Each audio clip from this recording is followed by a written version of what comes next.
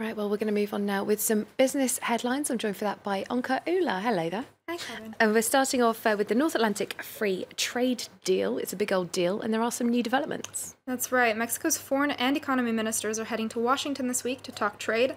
That's after President Donald Trump made multiple threats to scrap the deal. But while negotiations are ongoing, Mexican officials say they're prepping a plan B in case NAFTA does happen to fall through. That means preparing to replace the billions of dollars of items that Mexico imports from the United States and finding new export partners. Listen to Economy Minister Ildefonso Guajardo on how negotiations are going. This will not be easy.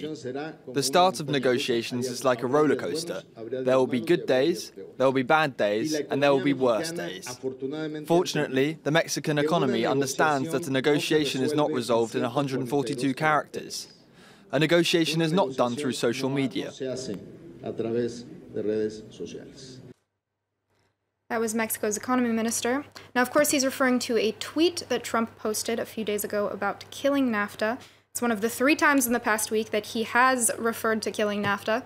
In it, he says that NAFTA is the worst trade deal ever made and says Mexico and Canada are being difficult in the negotiations. Never a good thing to be difficult. Today is the last day here in France before the French government introduces some labour reforms to Parliament. I think that might be a little bit difficult as well. Yeah, and the timing also coincides with the annual meeting of France's Employers Federation. So naturally, the reforms figured very high on the agenda at that meeting. It's yesterday and today. Employers want President Emmanuel Macron to be firm in pushing through reforms that they say the French government the French economy badly needs. Diptyka Laurent has more. As MEDEF, France's Association of Business Owners, gathered for its annual end-of-summer conference, this year, one issue dominated discussions: Emmanuel Macron's labour reforms. France has its back to the wall. We've all been waiting for these changes for years. We've tried implementing reforms under previous ministers, but to no avail. Today it's our 3rd attempt. Macron was elected to push through labour reforms. Now is the time to do it. 50-year-old Taima Saman runs a small business with about 25 employees.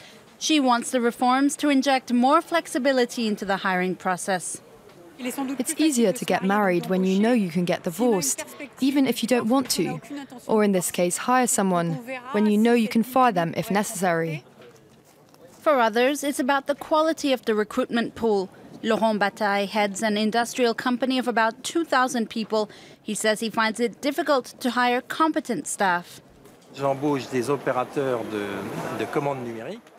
I need to hire machine and tool operators, and I can't find any. Today there is a complete disconnect between the unemployed and the type of training they get and the industrial abilities we're looking for. For me, developing apprenticeships is primordial. They'll have to wait until Thursday when Emmanuel Macron presents to Parliament changes by decree to French labour laws. This amidst fierce opposition from unions and left-wing parties. Let's check in with the markets for you. Now, investors seem to have shaken off their worries that after yesterday's missile launch from North Korea. We saw green across the board in Asia a short while ago. Markets in Tokyo have rebounded after big losses on Tuesday. The Nikkei was up 0.75% at close, with Hang Seng in China up 0.9%. And it's time to follow some other business news that we are covering today. 2 days after news leaked to various media, Uber has finally confirmed that Expedia CEO Dara Khosrowshahi has been tapped to replace Travis Kalanick as chief executive of the company. Uber's board voted unanimously to elect him, and he will address the company for the first time on Wednesday. The London company that makes the Rubik's Cube is suing 2 U.S. companies for trademark violation.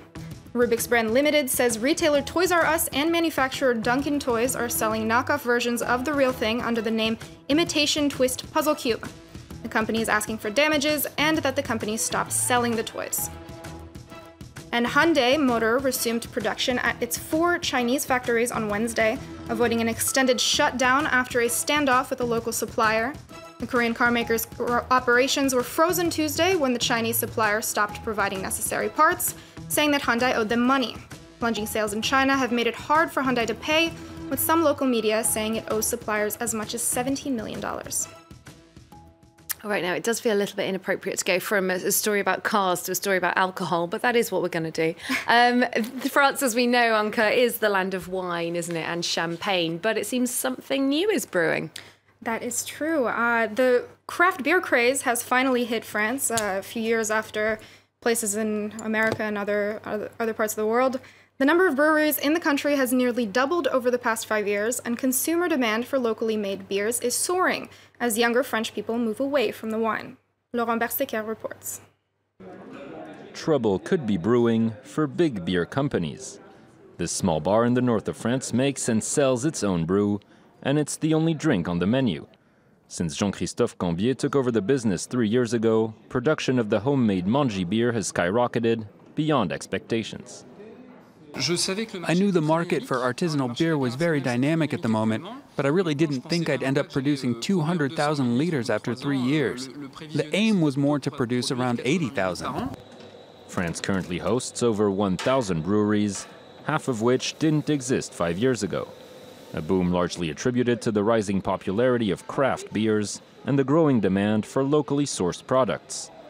Customers in this Paris bar turned brewery say they don't mind paying a few extra euros for the homemade feel. I don't know if the taste really changes, but at least we know we're drinking something that's made here. Most of the beers are brewed in the back room, and they can tell you where the ingredients came from. It shows that the French know how to make beer too, and that the best beer isn't only in Belgium. The trend was largely inspired by the boom of IPAs, a bitter-tasting craft beer that's grown immensely popular in the US in recent years. But France might need to change its drinking habits if it wants to emulate that success. With 30 liters consumed per person and per year on average, the French remain among the EU's least prolific beer drinkers. Well, it is still breakfast time here in Paris, so I don't think we're going to be testing out any craft beers, but we have got a story for you about pizza. This is specifically about perhaps a new kind of pizza delivery using the very latest technology. That's right. So it's about pizza and driverless cars, a brand new partnership, so to speak. Driverless cars have been hailed as a fix for many problems, from drunk driving to poor driving to traffic jams. But Ford, one of the biggest car makers in the US, is teaming up with Domino's Pizza in the United States to deliver your pizza to you without a delivery person.